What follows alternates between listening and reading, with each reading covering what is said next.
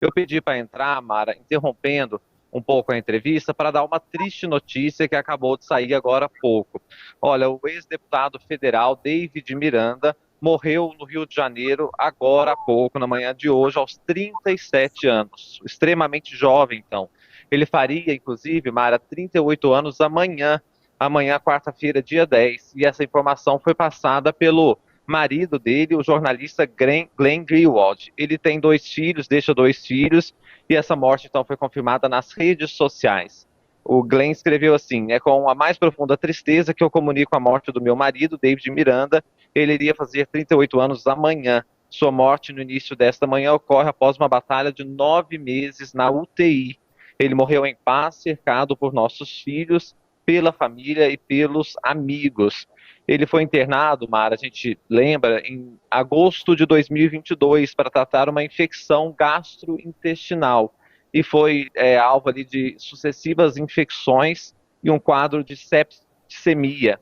Em março, o Glenn fez inclusive um longo relato falando da situação muito delicada de David Miranda, dizendo que por mais de uma vez os médicos e os profissionais de saúde falaram para a família de que a situação era muito delicada e que eles poderiam se preparar para o melhor, mas David Miranda foi reagindo, foi mantendo mesmo ali a vontade de viver, mas hoje, então, essa notícia triste do falecimento dele, ele era um parlamentar muito atuante, foi do PSOL boa parte da sua trajetória política, mas no final ele se filiou ao PDT. David Miranda, ele era deputado federal, Mara, até o início deste ano, ele era da legislatura passada, portanto um deputado federal muito recente aqui na Câmara dos Deputados. Certamente essa notícia vai repercutir aqui entre os colegas de David Miranda, a presidência da Câmara do Senado deve se pronunciar. Então, uma triste notícia, um jovem parlamentar de apenas 37 anos, Mara.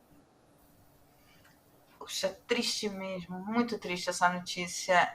A gente acompanhou, quer dizer, todos nós, né, acompanhou, porque o Glenn vinha nas redes e dava as notícias e havia uma torcida muito grande.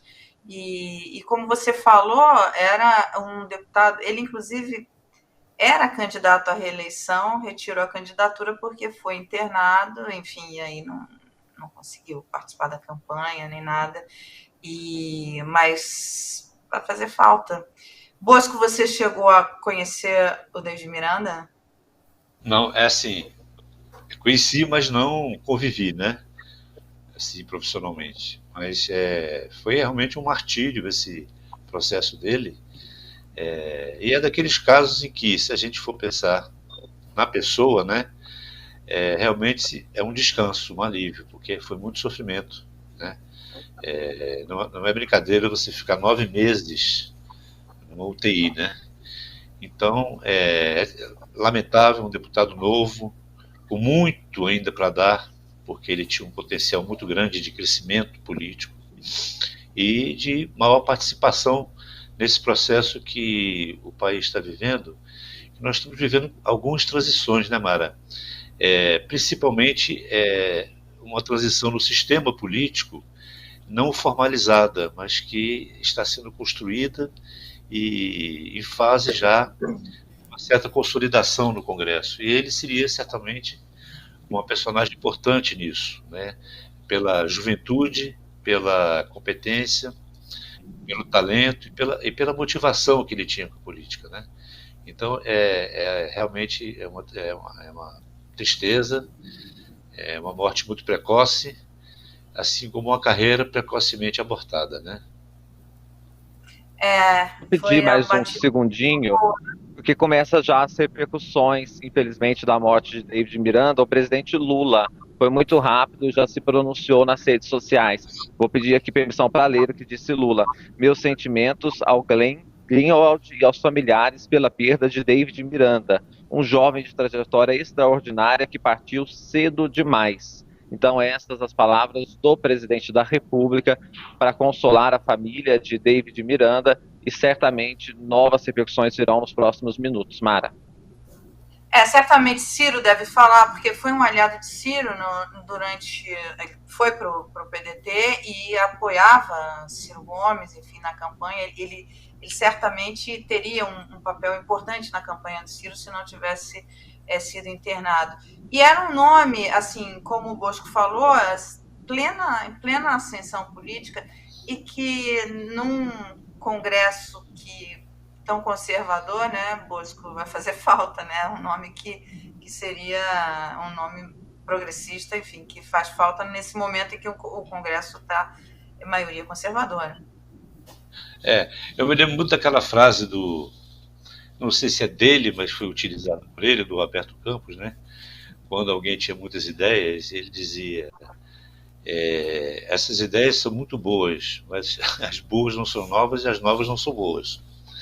E o Miranda, ele tem aquele talento jovem, né, na política, mas com muita consistência. Não é apenas uma coisa pop, uma coisa assim, festiva, né?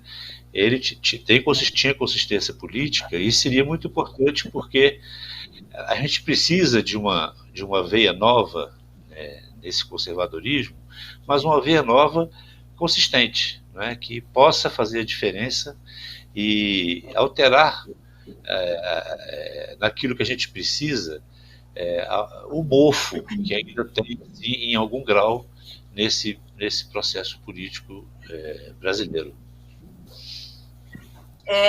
Carla, queria te chamar para essa conversa quando a gente está falando de Congresso, porque isso que o Bosco falou é super importante. A gente aqui, no ano passado, a gente fez uma campanha muito grande, porque havia muito debate em torno da eleição presidencial e acaba ofuscando a eleição que eu considero mais importante, que é a eleição do Congresso. E a gente fez uma campanha assim, olha, vamos ouvir, a gente fez uma série ouvindo candidatos das mais diversas correntes, enfim, e proposta para que as pessoas ao menos conhecessem quem são as pessoas que estão indo para o Congresso. Porque isso que o Bosco falou é importante. Não importa se você é de esquerda, ou de direita, ou de centro, mas que você tenha consistência ali nas suas ideias e uma atuação. A gente vê hoje no Congresso muita lacração e muita performance e tal, com pouca... Isso é ruim, né? Isso é ruim para a economia, para a sociedade, enfim. Exatamente, essas pessoas elas estão por trás da formulação das políticas públicas. Se política pública não for algo que é levado a sério, como que você vai ter uma evolução econômica séria? Você vai ser um país sério? Não existe isso. Então é fundamental, desculpa, que os nossos parlamentares sejam sim pessoas sérias. E por pessoas sérias, eu não digo encaixados em certo espectro político. Dentro desse universo gigantesco, né, seja qual for a caixinha aí que os deputados escolhem representar, ou se encaixar, ou se enquadrar, né, existe espaço para seriedade, na direita, na esquerda, no centro, né, então tem espaço para seriedade em cada uma dessas caixinhas. Infelizmente eu conheci o trabalho do David Miranda, fiquei muito triste com essa notícia, eu gostava muito do trabalho dele, ele era efetivamente uma pessoa muito séria, que teve uma projeção muito grande dentro do PSOL, né, após o Jean Willis sair do Parlamento Brasileiro, né, e era realmente uma pessoa que tinha uma projeção muito grande nesse espectro político, no qual ele fazia parte, se encaixava e se apresentava, né. Então, infelizmente, uma perda muito grande em termos de parlamentar que ocupa efetivamente, ou de pessoas que podem ocupar efetivamente esse lugar dentro da política, infelizmente. Você lembrou bem, ele ocupa o cargo, né, Bosco, como fala, não é substituto, é um outro nome que dá, enfim, mas com a saída do Jean Willis. Suplente. Do Jean Willis, mas ele ganha luz, ele rapidamente ganha luz própria, né? Exatamente, não ficou à sombra. A gente até, durante o período, esqueceu um pouco do Jean Willis, né? Fomos lembrar quando ele voltou à cena e tudo, né?